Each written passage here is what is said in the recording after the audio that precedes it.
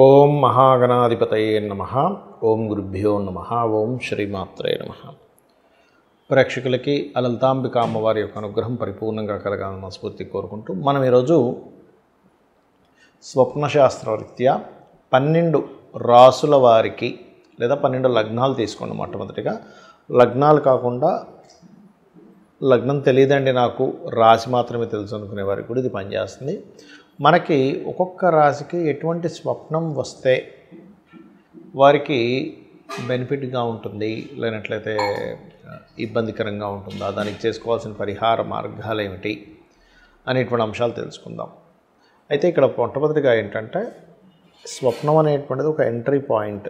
అంటే మనకు చూడండి, దేవతలు వస్తుంటారు, వాళ్ళు పూజించే దేవతా స్వరూపం వస్తుంది, వాళ్ళ కొన్ని ఇన్సిడెంట్స్ వస్తుంటాయి, లేకపోతే పితృదేవతలు వస్తుంటారు, చనిపోయిన వాళ్ళు వస్తుంటారు. అమ్మవారు స్వప్నరూపేణ సంస్థిత, యాదేవి సర్వభూతేషు స్వప్నరూపేణ సంస్థిత అంటారు. అంటే స్వప్న రూపంలో కూడా అమ్మవారు ఉంటుంది.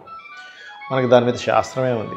కాబట్టి అసలు స్వప్నాన్ని అసలు ఎలా చూడాలి, దాని గురించి ఫుల్ డీటెయిల్స్ అండ్ ఏ రాశుల వరకు ఎటువంటి స్వప్నాలు వస్తే బాగుంటుంది అనేటువంటి అంశాలు చెప్తుంది. నేనైనప్పటికీ కూడా చెప్పిస్తుంది సాక్షాత్ లలిత అమ్మవారిగా భావిస్తూ తెలుసుకుందాం. తులవారికి వాళ్ళకి ఒక స్వప్నం రావడం వల్ల వాళ్ళ లైఫ్లో పూర్వజన్మ కర్మ తగ్గడము, వాళ్ళకి అక్కడి నుంచి కష్టాల నుంచి విముక్తి కలగడం జరుగుతుందని ఎట్లా తెలుస్తుంది అంటే, వాళ్ళకి ఆల్మోస్ట్ ఒక వాటర్ కల్లోకి రావడం కానీ, లేకపోతే ఒక మంచి కొలంలో వాటర్తో పాటు కొన్ని పుష్పాలు వచ్చినట్టుగా రావడం, లేనట్లయితే ఒక తోటలో వీళ్ళుండి అక్కడ ఏదైనా సర్వీస్ చేస్తున్నట్టుగా, ఒక మంచి పళ్ళు ఫలాలు, నీరు, పచ్చటి వాతావరణము, ఇలాంటివి ఏమైనా వచ్చినా కూడా ఒకతనికైతే వాళ్ళ ఫాదర్ ఏదో పొలము పంట కొన్నట్టుగా వచ్చిందట. అప్పుడు నేనేం చెప్పానంటే, బాబు నీకు ఎప్పటి నుంచో విదేశాలకు వెళ్ళాలనే ఒక ఆలోచనలో ఉన్నావు కదా, అది వెళ్ళడం జరుగుతుంది అని అనడం జరిగింది. అంటే ఏంటంటే ఒక్కొక్కసారి వాళ్ళ లగ్నం బట్టి కొన్ని ఉంటాయి, జనరల్గా వచ్చేవి కొన్ని ఉంటాయి. జనరల్గా కొన్ని వేల కొద్ది స్వప్నాలు మనకు మంచి చేసేవి కూడా ఉంటాయి, మనల్ని హింట్ ఇచ్చేవి కూడా ఉంటాయి. అంటే స్వప్నం ఎప్పుడు కూడా ఏంటంటే నీకు ఒక మంచి జరుగుతుందనే హింట్ ఇస్తుంది, నువ్వు ఈ విషయంలో జాగ్రత్తగా ఉండాలనుకోండి హింట్ కూడా ఇస్తుంది. మరి ఇదే తులవారికి ఎటువంటివి మీకు స్వప్నాలు వచ్చినప్పుడు చాలా కేర్గా ఉండాలి అంటే, ఒకసారి నాకు ఒక అతను చెప్పింది ఏంటంటే, సార్ నేను అంటే అతని యొక్క సిబ్లింగ్స్ ఒక ఆలయంలో గొడవ పడుతున్నట్టు వచ్చిందట. అప్పుడు నేనేం చెప్పానంటే, బాబు మీరు కొంచెం మీకు తెలియకుండానే మీ సిబ్లింగ్స్తో శత్రుత్వం ఏర్పడే యోగం ఉంది, కొన్ని మిస్కమ్యూనికేషన్స్ అయ్యే యోగాలు ఉన్నాయంటే, లేదు సార్ మాకు చాలా బాగుంటుంది మా ఇద్దరి మధ్యన అంటే, నేను చెప్పి కొంచెం జాగ్రత్తగా ఉండండి అన్న. ఆ రిజల్ట్ ఒక 2 monthsకి జరిగింది. అది ఎట్లా అయిందంటే, ఒక ప్రాపర్టీ అమ్మినందుకు వాళ్ళిద్దరి మధ్యన ఉండేటువంటి షేర్ విషయంలో, లేదు నాకు ఎక్కువ రావాలంటే నాకు తక్కువ రావాలంటే అనుకోకుండా ఆ ఇన్సిడెంట్ అనేది వాళ్ళకి ఇదయ్యి, దాని తర్వాత అది కొంత గొడవ వరకు వెళ్ళింది, దాని తర్వాత వాళ్ళ కోర్టు కేసెస్ వరకు వెళ్ళవలసి వచ్చింది. అట్లా అంటే ఏంటంటే ప్రతిదీ కూడా ప్రతి స్వప్నము కూడా సంథింగ్ హింట్ ఇస్తుంది, గుర్తుపెట్టుకోండి. ఇది చాలా జాగ్రత్త పడవలసిన అంశం. అలాగే మరొక విషయం ఏంటంటే, ఇక్కడ అంటే అందరికీ కూడా స్వప్నంలో వెంటనే హింట్ ఇవ్వాలని రూల్ లేదు. ఎందుకంటే ఒక్కొక్కసారి పూర్వజన్మ కర్మ మీద ఆధారపడి ఉంటుంది. వాళ్ళకి కనుక తప్పించుకునే యోగం ఉంటే స్వప్న రూపంలోనో మనుష్య రూపంలోనో ఇంకా రకరకాల మార్గాల్లో వాళ్ళకి హింట్స్ అనేవి దొరుకుతూ ఉంటాయి. మరి కొంతమందికి ఈ తులాలగ్నం వారికి ఏంటంటే కొద్దిగా అధికారులతో ఇబ్బంది రావడం, లేకపోతే ఒకసారి అయితే ఒక అతను ఎవరో రాజు, అంటే ఇప్పుడు అసలు ఈ కాలంలో రాజులు లేరు కానీ ఆయన స్వప్నంలో ఏదో ఒక రాజు అతన్ని ఏదో శిక్షించమని చెప్పని ఏదో స్వప్నం వచ్చిందట.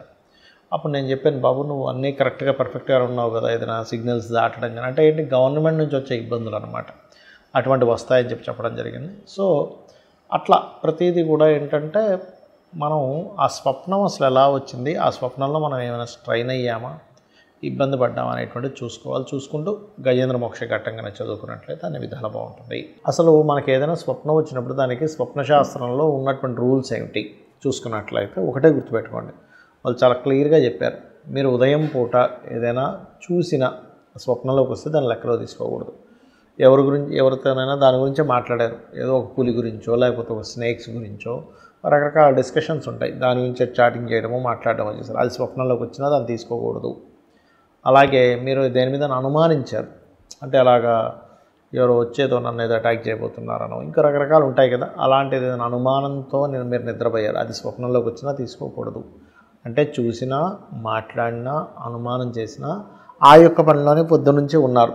అంటే ఉదాహరణకి ఒక జూకి వెళ్ళి అక్కడేదో సమ్ స్నేక్ రిలేటెడ్ వాటిలో చూసారు, అప్పుడు అది అసలు వచ్చింది. అంటే ఏంటి ఇక్కడ మీరు ఆ రోజంతా ఒక యాక్టివిటీలో ఉన్నా, ఒక యాక్టివిటీతో ఒక విషయంలో మాట్లాడినా, ఒక విషయంలో అనుమానించినా దాని స్వప్నంలో గనక వచ్చినట్లయితే దాన్ని మీరు అసలు దాన్ని పరిగణనలోకి తీసుకోవద్దు అని చెప్తుంది శాస్త్రం ఒకటి.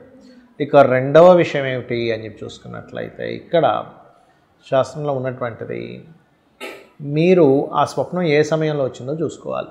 అంటే అలాగా రాత్రి 9 నుంచి 12 మధ్యలో వస్తే అది ఒక 6 నెలలు పడుతుంది, ఒక్కోసారి సంవత్సరం కూడా పడుతుంది ఆ స్వప్నం గుడ్ ఆర్ బ్యాడ్ మీకు ఫలించడానికి. అలా కాదు 12 నుంచి 3 గంటల మధ్యలో వచ్చింది రాత్రి సమయంలో, అలాంటప్పుడు ఏంటంటే అది ఇంచుమించు ఒక 3 నెలల నుంచి 6 నెలల వ్యవధిలో అవుతుంది. 12 నుంచి 5 గంటల వ్యవధిలో వస్తే కనుక, అంటే 3 నుంచి 5 గంటల సమయంలో వస్తే కనుక మీకు అది ఆల్మోస్ట్ ఒక 1 మంత్ ఆఫ్ టైంలో, లేదు 5 నుంచి 6 మధ్యలో వచ్చింది, ఒక 10 days to 15 daysలో కూడా అవ్వచ్చు అది ఆ స్వప్నం యొక్క రిజల్ట్, అది గుడ్ ఆర్ బ్యాడ్. అలా కాకుండా తెల్లవారుజామున వస్తాయి కనుక 1 week నుంచి 10 days లోపల మీకు ఆ స్వప్నం యొక్క రిజల్ట్ వస్తుంది. ఇక్కడ అందరికీ అనిపించవచ్చు అదేమిటంటే నిజంగా స్వప్నశాస్త్రం ఉందా అంటే ఖచ్చితంగా ఉంది. ఎందుకంటే ఆ శాస్త్రం అనేటువంటిది ఉంది కాబట్టి మీరు చూడండి, మనకి పెద్దవాళ్ళు వస్తారు, చనిపోయిన వాళ్ళు వస్తుంటారు, అంటే ఒక ఎంట్రీ పాయింట్ లాంటిది. అయితే ఇక్కడ శాస్త్రంలో చెప్పింది ఏంటంటే మీకు స్వప్నం అనేటువంటిది ముందుగా ఇచ్చేటువంటి ఒక ఇండికేషన్. అయితే ఆ స్వప్నం ఎలా వచ్చిందనేది తీసుకోవాలి. ఇప్పుడు అగ్ని వస్తే మంచిది అంటాం, అంటే అది ఎలా వచ్చింది, ఊరంతా తగలబడిపోతూ వచ్చింది, ఒక ఇల్లు కాలిపోతున్నట్టు వచ్చింది, అలాగే మీకు చేతిలో ఒక చిన్న కాగడ రూపంలో వచ్చింది అగ్ని, అది చూసుకోవాలి. గోవు వస్తే మంచిది అంటారు, కానీ ఆ గోవు వచ్చి మిమ్మల్ని పొడుస్తున్నట్టు వస్తుందా, నార్మల్గా అక్కడ కూల్గా ఉందా, ఆ యొక్క స్వప్నంలో జరుగుతున్న యాక్షన్ ఏమిటి. ఇప్పుడు పాము కాటేస్తే మంచిది అంటారు, కానీ పాము చుట్టేస్తే మంచిది కాదు. ఇలాగా మనకు స్వప్నం ఎలా వచ్చింది, ఒక వాటర్ వచ్చింది అనుకోండి, ఆ వాటర్ అగ్లీగా ఉన్న వాటరా, బాగా స్వచ్ఛంగా ఉన్న వాటరా, అక్కడ ఉన్నటువంటి ఆ స్వప్నానికి మనం రిలేట్ చేసుకోగలగాలి. దీనివల్ల ఏం తెలుస్తుంది మనకి అంటే మనం ఏదైనా ఒక పని చేయబోతున్నాము, ఆ యొక్క పని చేయడం వల్ల మనం నష్టపోతున్నామా మంచిదా అనేటువంటి స్వప్నం అనేటువంటిది క్లారిటీ ఇస్తుంది. కాబట్టి ఎవరికైనా స్వప్నం వచ్చింది, ఒక బ్యాడ్ స్వప్నం వచ్చింది అనుకోండి, అప్పుడు మరలా కాళ్ళు చేతులు కడుక్కొని నిద్రపోతే ఇంకొక మంచి స్వప్నం రావడం వల్ల అది నలిఫై అవుతుందని చెప్తారు. అలా కాదండి 4 గంటలకు ఒక మంచి స్వప్నం వచ్చింది అంటే నాకు మెలకు వచ్చిందంటే అలాంటప్పుడు నిద్రపోవద్దని చెప్తుంది శాస్త్రం. చక్కగా స్నానపానాలు చేసేసుకొని దేవతారాధన చేసుకోవడం మంచిది. సరే ఎవరికైనా బ్యాడ్ స్వప్నం వచ్చింది, లేచిన వెంటనే ఎవరికి చెప్పొద్దని చెప్పింది శాస్త్రం. లేచి చక్కగా మీరు మీ యొక్క నిత్య దైనందిన జీవితంలో పూజాది కార్యక్రమాలు అవి చేసుకొని ఆలయానికి వెళ్ళి దర్శనం చేసుకుని వచ్చి ఉదయాన్నే ముందుగా మీరు గజేంద్ర మోక్ష ఘట్టం వినండి, లేదా త్రిజట స్వప్న వృత్తాంతం వినండి, లేదా రామాయణ మహాభారతాలు వినవచ్చు, ఇలాంటివి చేసుకోవచ్చు. చేసుకున్న తర్వాత మధ్యాహ్నం భోజనం చేసిన తర్వాత స్వప్నం గురించి చెప్పాలట ఎవరికైనా కూడా. కాబట్టి స్వప్నం అనేటువంటిది ఏంటంటే అది ఒక మనకు ముందుగా జరగబోయేటువంటి అంశం. మీరు చూడండి కొన్నిసార్లు ఎవరికైనా సరే ఒక ప్రదేశంలో మనం వెళ్ళినా కూర్చున్నా, ఇది ఆల్రెడీ నాకు నా కలలో వచ్చింది, సేమ్ సిచ్యువేషన్, అందరం ఇలాగే కలిసినాం అంటుంటారు. అంటే ఏమిటి, ఆల్రెడీ స్వప్నం అనేటువంటిది ఒక రికార్డెడ్, ప్రతి ఒక్కరికి అనుభవం జరుగుతుంది. అవును ఇంతకుముందు నాకు ఇదంతా కల్లోకి వచ్చింది అంటూ ఉంటారు. సో దీన్ని కొంతమంది మూఢనమ్మకంగా కొట్టిపడేసే వాళ్ళు ఉంటారు. డాక్టర్లు ఏంటంటే మీరు చూసిందే వస్తుంది అంటారు. అది ఆల్రెడీ శాస్త్రంలో చెప్పారు కొన్ని వేల సంవత్సరాల క్రితం, మీరు చూసిందే కళ్ళలో కూడా వస్తుంటుంది, దాన్ని పరిగణనలో తీసుకోవద్దని. కాబట్టి దీని గురించి ఏమి టెన్షన్ పడకుండా మీకు ఎలాంటి దుస్వప్నం వచ్చినా యూట్యూబ్లోకి వెళ్ళి గజేంద్ర మోక్ష ఘట్టము అని కొట్టండి, అదొక 1 hour ఉంటుంది, విన్నారంటే ఏమీ ఇబ్బంది ఉండదు, అన్ని విధాలు బాగుంటుంది. శ్రీమాత్రే నమః.